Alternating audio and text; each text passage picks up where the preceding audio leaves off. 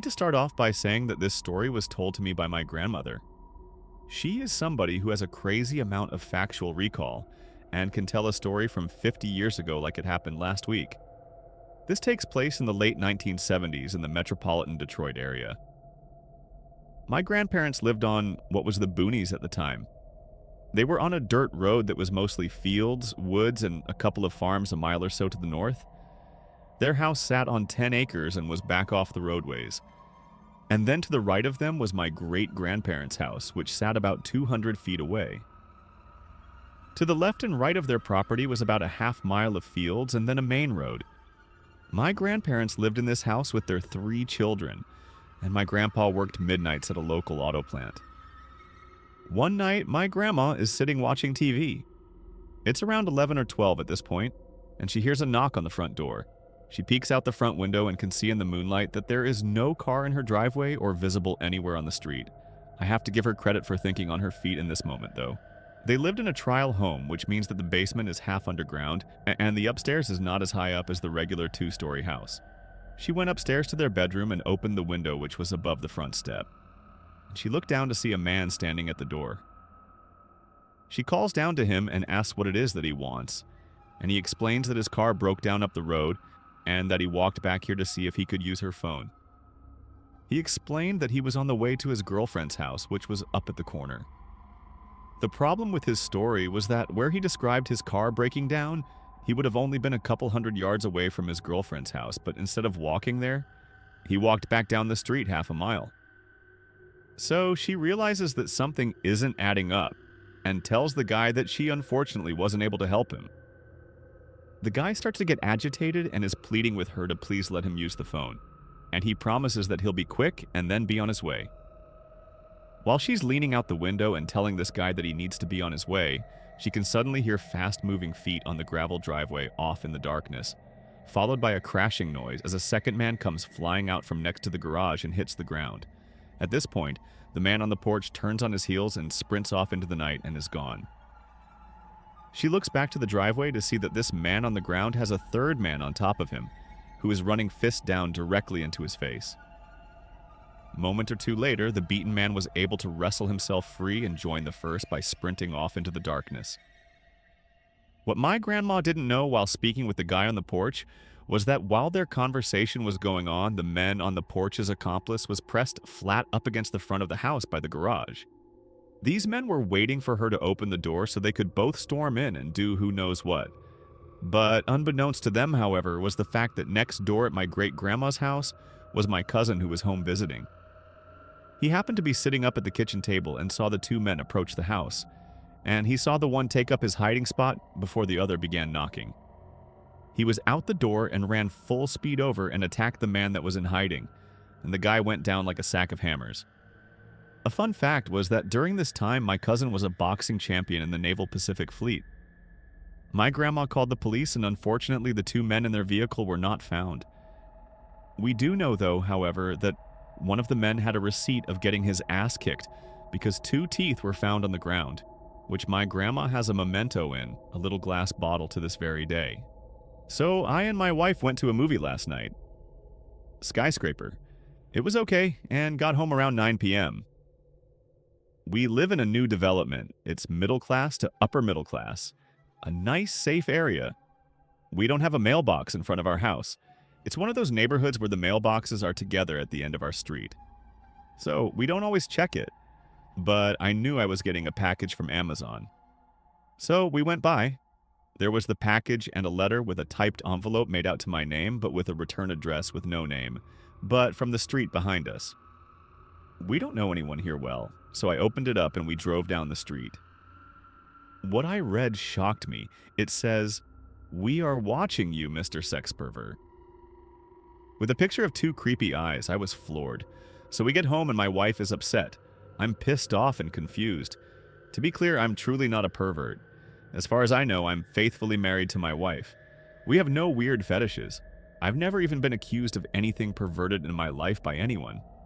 Nor have I really done anything that comes to mind. If anything, my wife had complained about me being too bland. So anyways, by my wife's urging, I call the sheriff's department. They agree it's creepy and that they will send someone out but can't promise how long it will be. Then things get even weirder. We've been home about 5 minutes now in total, and our car alarm starts going off. It's happened before. I occasionally accidentally hit the panic button in my pocket, but I'm sitting inside by the window hitting the stop button, and it won't turn off. I admittedly get frustrated. I'm already in a bad mood and throw it down and it breaks my key fob, but my wife turns it off with hers. So we decide to take a drive and see what house this letter came from behind us before the sheriff shows up. Turns out that house number doesn't exist. For some reason, they skipped it when numbering the street. But if it had existed, it would be about directly behind us. When we pull up to the house, our next-door neighbors and the ones across the street are both outside talking animatedly. Go see what's going on. Apparently, when our car alarm was going off, so was our next-door neighbors. They parked in the street between our two houses. I hadn't heard theirs with mine also going off, but they did. And the neighbor across the street heard 2 car alarms going off and came out to look. And right in front of his house was a guy sitting in a black car, lights off, who once he came out, took off down the road quickly with his lights off. He chased it a little by foot, trying to get a license plate, but it was too dark and they took off. So he also calls the sheriff. About 5 minutes later, 2 pull up coincidentally about the same time. The one dispatched for my call and one for his. They have no idea what to think. Ask if I have enemies, bad exes, or family problems. If I've ever been accused of anything, or if I can think of anyone, but the truthful answer to all of those is no. But they take a report. They take the letter and evidence, give me a card if anything else happens. So I barely slept that night. I'm just dumbstruck and confused. I don't know any of my neighbors well except the next door ones. Not many people even know my address. Since they use a return address of the street behind us for an address that doesn't exist, I feel like they know the area. My name and address are on our HOA website, which could be where they got my name, possibly, but I've truly done nothing. My imagination is running wild, but I'm out of ideas.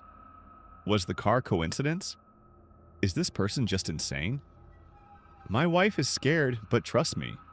Any ideas on what to do next or why somebody would be doing this are appreciated. So, when I was younger, around 13 or 14, I was invited to go on a camping trip with my best friend Pat, his dad, and his uncles. It was this kind of guys' weekend coming-of-age thing. Something I like to do with my kids now. You know, fishing, cooking over fires, our first couple of beers, sleeping in tents and stuff like that. We drove pretty far up north, but this many years later, being 30, I can't remember where exactly we went. I know it was about 2 hours north of where I live now. We had parked past Dad's truck off the side of the road in a bush and canoed a pretty far distance down a river to a lake and set up our camp at the edge of the water. Right across the water, we could see this really old, abandoned-looking cabin. On the outside, it looked abandoned. The roof was sagging and all the bushes were growing up around it. At one point, Pat's dad and his uncles were fishing and drinking and allowed us to go adventuring a bit. Surprisingly, they actually allowed us to take one of the canoes across the water to check out the abandoned cabin. In hindsight, I don't think I would let my boys now go that far where I couldn't get to them in emergency, but they were drunk. So, being 13-ish old boys, we did exactly that. We paddled across and checked it out. On the outside, this thing looked super decrepit. The front door was unlocked and we went inside. This was a mistake. On the inside, it was certainly not abandoned and very lived in. It really freaked us out knowing somebody lived there, but was obviously nowhere nearby. There were porn magazines spread across the table, a bong, a tray full of weed, beer bottles everywhere, and on one of the shelves in the living room were 2 hunting shotguns. I know I was dumb to play with them. We did. Never pulled the trigger, just walked around the house with him like idiots feeling cool. We checked out different rooms in the house, but one really creeped us out. Yes, I understand we technically committed a break, an enter, or a trespass, but we honestly thought it was abandoned before we got inside. Once we were in, we figured it was somebody's hangout or something, but it was pretty deep out in the woods. Anyways, one of the rooms had those mannequins that you see in a clothing store, but None of them were wearing any clothes, and they all had wigs, different lengths and colors. Something felt really off about that, and we decided we'd had enough and left after putting the guns back where we found them. After canoeing back to our campsite, we told Pat's dad everything. He was almost as stunned as we were. That evening, we fished some more, and Pat caught a fish that his dad cooked over the fire. While we were eating dinner, two guys came by in a motorboat and stopped at our site. They were friendly enough. We all joked around a bit, and we had assumed they were just other campers or people out fishing. People like us. But then they invited us to their cabin, just across the water to hang out. Pat's dad politely declines, and then they still lingered, and things just started to feel weird. The two guys were drinking quite a lot and exchanging weird looks. At one point, they even asked Pat and me if just the two of us would go hang out. Pat's dad gave them a stern no, and things were even more awkward. They stayed a while until it got dark, and then they left. That night, Pat's dad and uncle stayed up all night by the fire while we were asleep in the tent. We didn't do much sleeping, mostly just talking about how creeped out we were by those two guys that lived in that cabin, and their wigs, porn, and guns. Eventually, we fell asleep. In the morning, everything was packed up and Pat's dad cut the trip short. We put the tent we were in away and left immediately. Most of the trip back was spent talking about how his dad was really freaked out by those guys. Pat and I have talked about it here and there over the years, but years ago we had a major falling out. I never did ask exactly where that cabin was. I wouldn't want to go back there anyways. This happened a couple of weeks ago. I'm a female dog walker, and I spend a lot of time by myself in various parks and forests. So I'm pretty aware of my surroundings, but haven't had anything happen until now. So I'm walking these dogs, pack of 3 small breed dogs, essentially the opposite of scary dog privileges. And this man comes out of nowhere and straight up to me, middle-aged, thin, and in shorts and a hoodie, but not ringing any alarm bells. He just looks like a normal guy. He strikes up a conversation, and I'm polite, just talking about the weather, etc., and thinking he's just a friendly stranger, but out of nowhere he says, "I saw another lady dog walker yesterday, and she had a nervous dog, so I was trying to help socialize him." Which is weird, because it didn't sound like he knew the dog walker in question, and my assumption was confirmed when he continued. "Yeah, I know about dogs, so I took out my slip lead and tried to get him used to it, and she freaked out." For anyone who doesn't know, this is like a slip knot that tightens if the dog pulls on it. Then, while I'm trying to process what the hell he's talking about, he takes a slip lead out of his pocket and shows it to me. At which point, one of the dogs who normally loves everyone starts a warning growl. He just laughs. And I'm starting to feel super uneasy because he doesn't have any dogs with him. And why does he have what is essentially a strangulation device just in his pocket? Eventually, I manage to get away, saying something about my dad waiting in the car. And he watches me walk away while my dogs keep crawling back at him. Once in my car, I actually processed what he said and did. And everything my gut was telling me was off about the situation. And I decided to call the police to report him. So, when I was around 20, female, I was newly single and exploring the apps. I matched with this guy named Alex. He wasn't my usual type, but his profile seemed cool. He showed he was in school, had a car and job, plus friends. So, he didn't seem weird to me at all.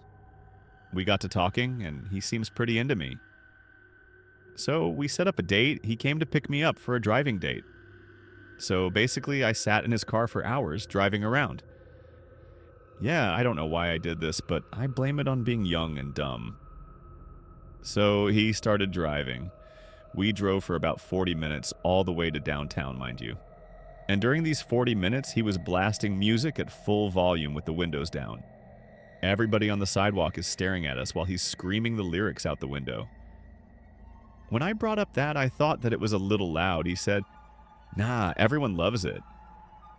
They, in fact, did not love it, I can assure you. Anyways, we get to the heart of downtown, and he parks outside a very famous and prominent tower in the city, and gets down on the ground and just stares at it. No warning, nothing. This is where I started to think he was a little strange. He then hopped up and said, "Let's go get some food now." It was very weird. So now we begin driving to get food, and he drives about 2 cities outside of the one we're in. Essentially, we've been driving now for hours. While on this drive, he starts spewing racist expletive, and then abruptly tells me that he's a very depressed and troubled person and asks me if I can relate with this.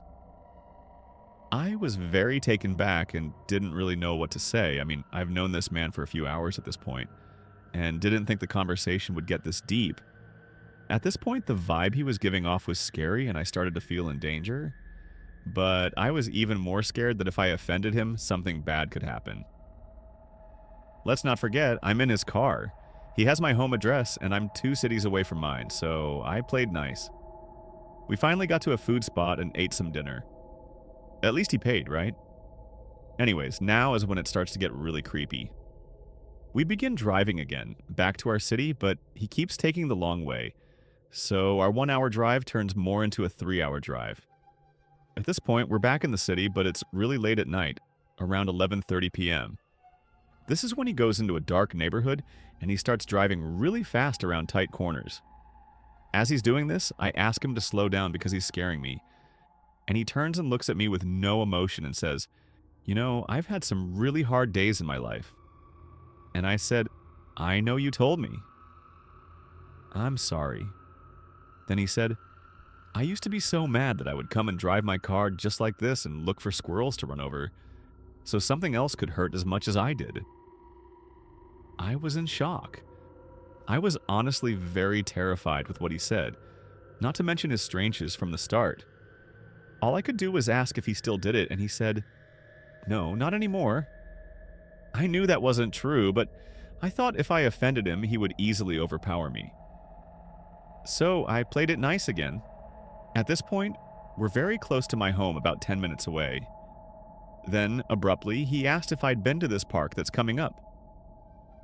This park is at the bottom of a cliff, and it's the middle of the night. I have been to this park, but even if I hadn't, I would have said yes because there was no way I wanted that man to drive me down there. He then said, "Oh, perfect. I have it. You can show me around." And took a right and drove down the very dark road to the bottom of the park where the parking lot was completely empty with about 6 streetlights total. Needless to say, I thought I would be victim number 1. Since I'm here, I obviously wasn't. But his tone and mannerisms were so strange while we were there. He then basically forced me to kiss him pretty intimately and got handsy while I kept pushing him off. It didn't escalate past that. And then he drove me home. When I was in 7th grade, I wasn't stupid. I knew when somebody was watching me, and I sure wasn't ugly. I was in shape from playing soccer and going to the gym to stay in shape. I wish I loved myself a bit more back then, but that's besides the point. I was very obviously underage because my face looked 10 and I wore a backpack. Plus, my school was directly next to the Starbucks where this creep worked. Since I was in a bad place back then, I kept several journal entries about my encounter with this man that could help me piece together some details and a timeline of events. Now, let's begin. I was 12, and soon to be 13 in 4 months. I was brand new to the area, and unlike my old school, my new school wouldn't let students inside early. This was awful because 1, my school started at 8:40, and my mama dropped me off on the way to work at 7:10. 2, it was Texas and very humid and hot most days or pouring down rain. To avoid sitting outside in the awful weather, I'd have my mom drop me off at the Starbucks directly next to my school. So many middle schoolers would be there and even some elementary schoolers because the elementary school was connected to my middle school by a gate.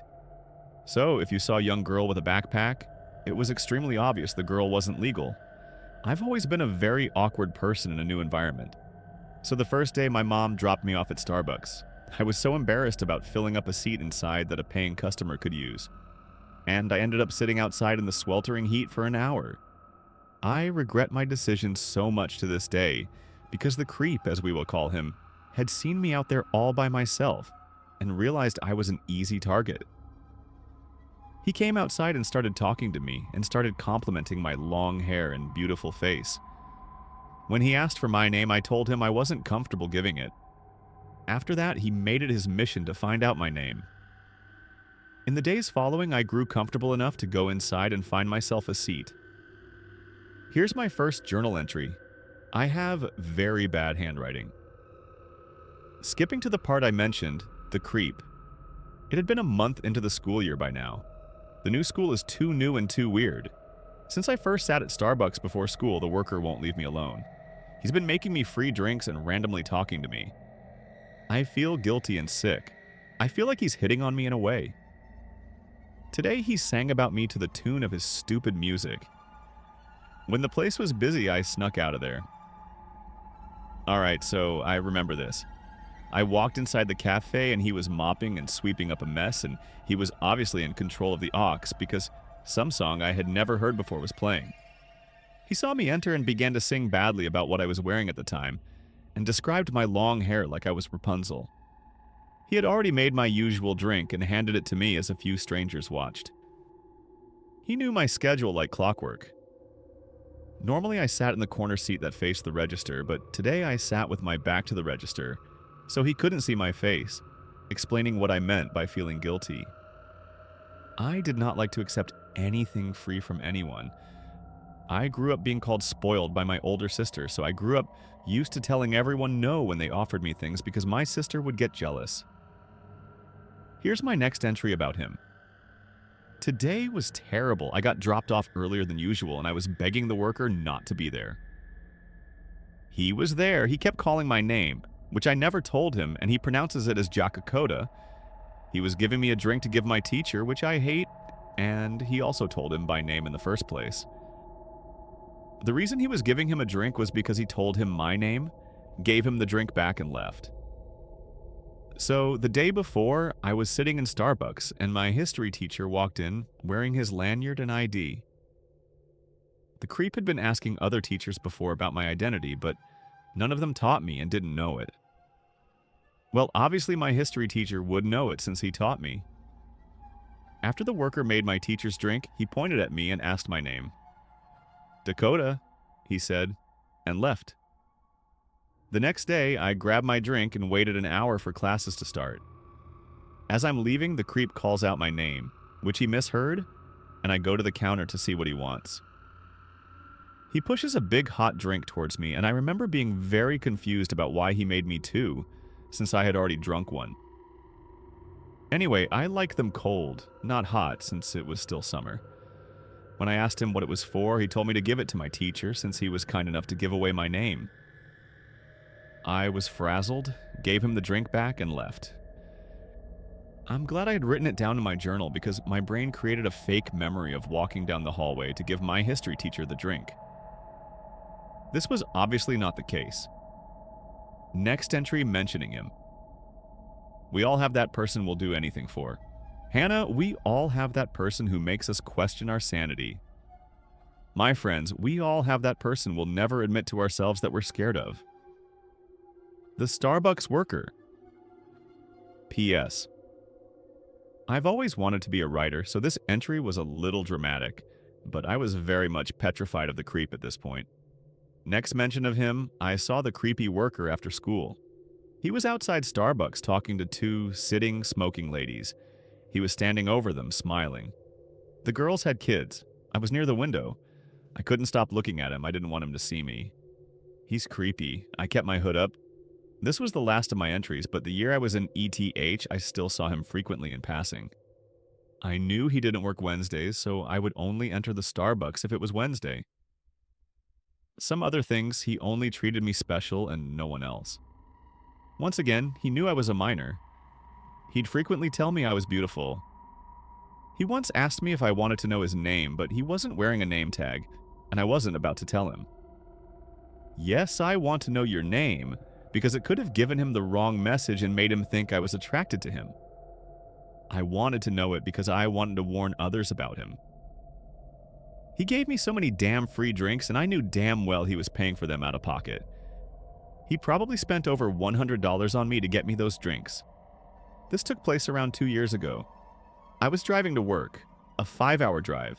It was already dark. After about 3 hours of driving, I started to get tired. I bought myself a coffee and some snacks at a gas station and went on.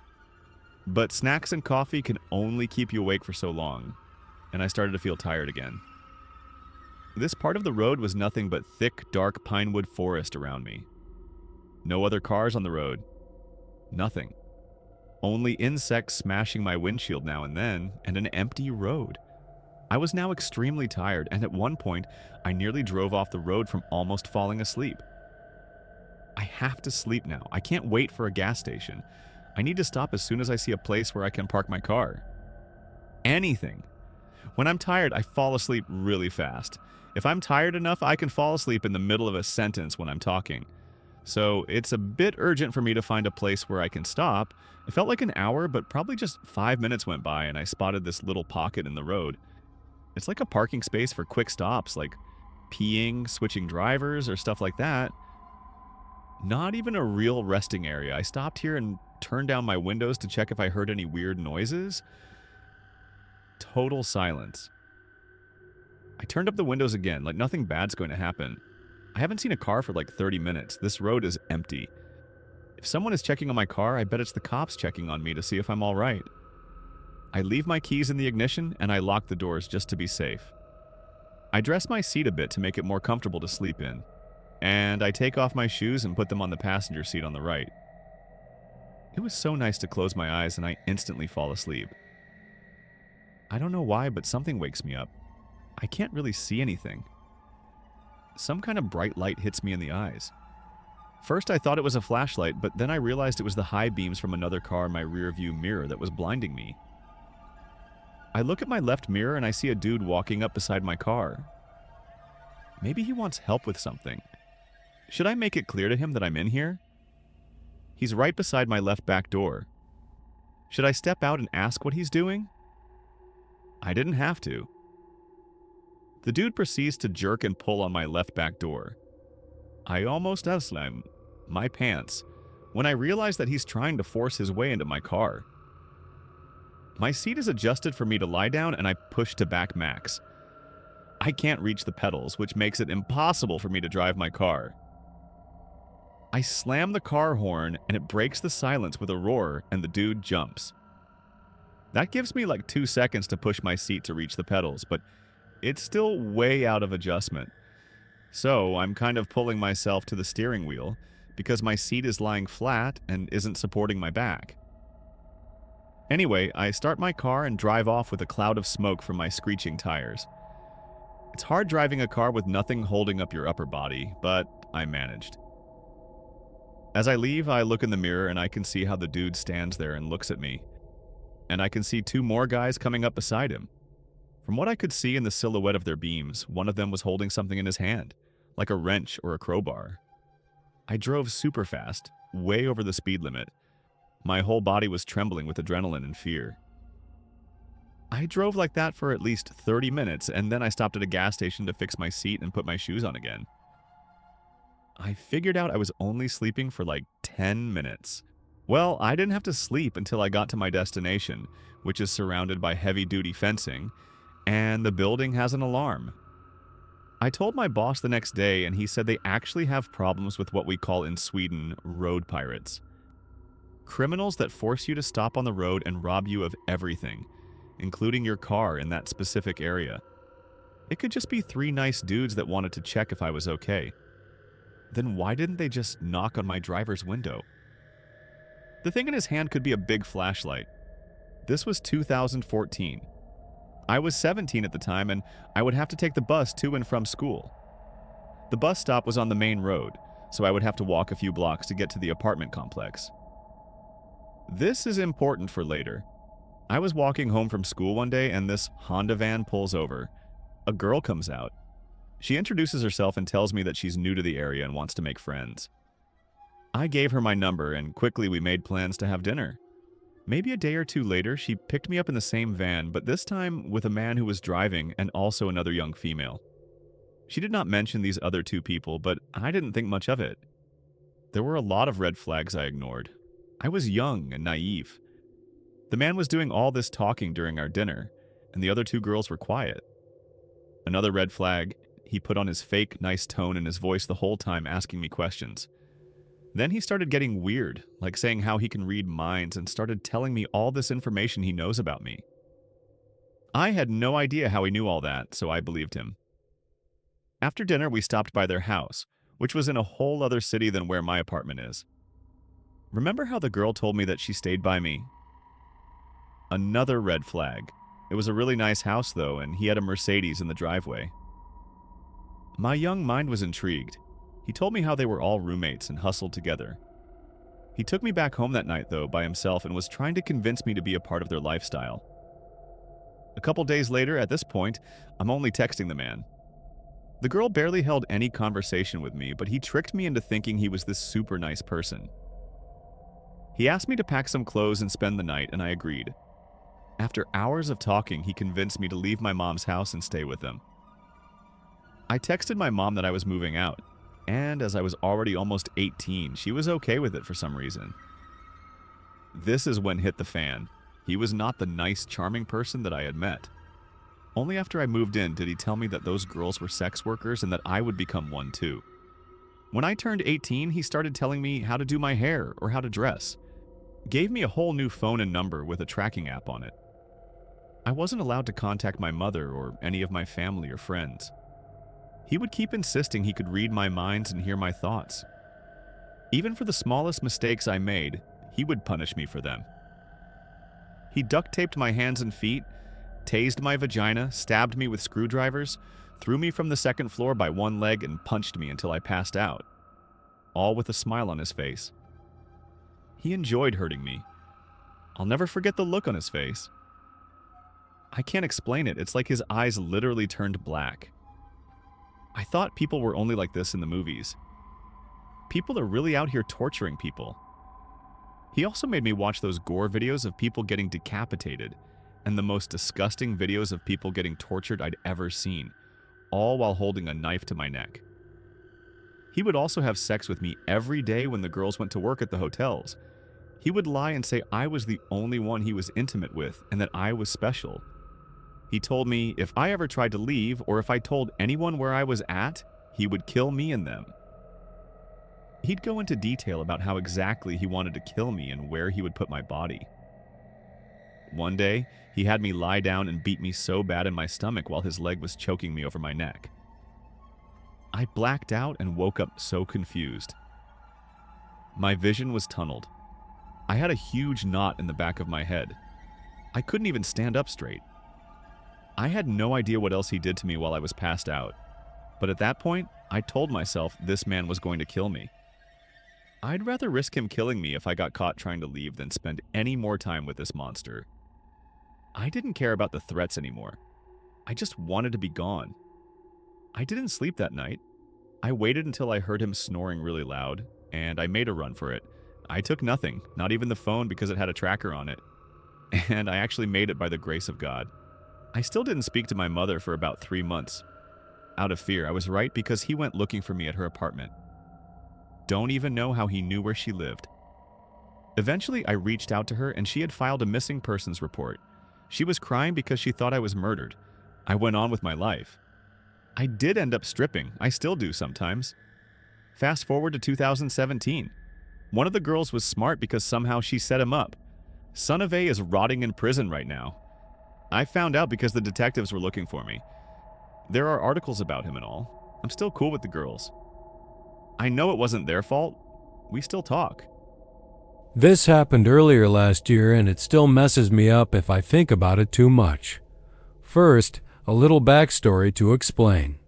I'm a delivery driver for Uber Eats and have been doing it as a side gig for the past year or so. Earn some extra money. Also, I'm a girl. Anyway, yeah, Uber Eats. It's a super chill job. Although the pay is definitely not ideal, especially at night. Normally, any pings I get after 10 p.m. are just shitty. Fast food orders to customers where the chances of being tipped are even lower than what they already are, which is low. I would say 2 in 10 people tip on Uber Eats. Anyways, yeah, late. Night deliveries barely profitable, which is why I would barely do them. However, on this night last year, there was a bonus going on. Reach 15 deliveries in a certain time frame to get an extra $75, which was music to my ears. When that's the case, late night deliveries rock because there's no traffic and it doesn't matter where you're picking up from. The faster you can get them done, the faster you get home and knock out. Open roads all the way work for me. I was on a roll and finished my last McDonald's run at 2:30 in the morning, cashed my bonus, and called it a night. For context, this took place in downtown San Diego. It has fun restaurants and clubs at the core, but as you branch out, it gets more seedy. Once you get past 16th Street, it gets really sketchy. Lots of homeless camps, the works. One actively tried to avoid that area, but in order to get back home and on the freeway, I had to pass through that neighborhood. One more piece of info. I drive a shitty 2002 Ford Focus and nothing's automatic. In order to roll the windows up or down, you have to reach over and crank the lever because it's a hassle to roll them up and down manually each time. When I do deliveries, usually I just keep both my windows rolled down because it's easier to pick up/deliver through the windows. This night, screw me, I had my windows down as usual. I was planning to roll them up before I passed 16th Street where the homeless camp was, but I didn't get that far. As I turn down a side street, heading towards the main drag, up ahead, I see a man in one of those orange reflective construction vests standing on the side of the road. There's always some sort of construction going on downtown, and it's pretty common for it to happen at night, so I didn't really pay much attention. As I get closer, though, the man runs into the middle of the street, waving his arm, signaling to stop. I start to slow down, thinking he's going to direct traffic or reroute me or something. I brake to 10 miles per hour, then 5, leaving distance, trying to figure out what I'm supposed to do.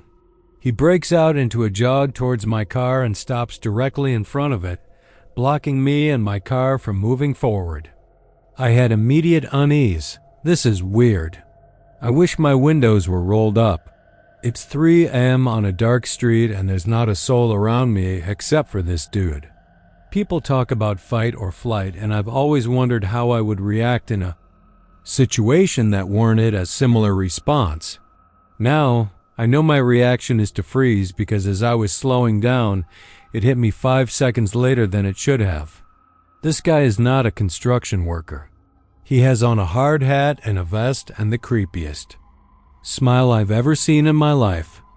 At first, I thought he was just smiling to be friendly, but smiling to acknowledge someone longer than a few seconds is super unnerving.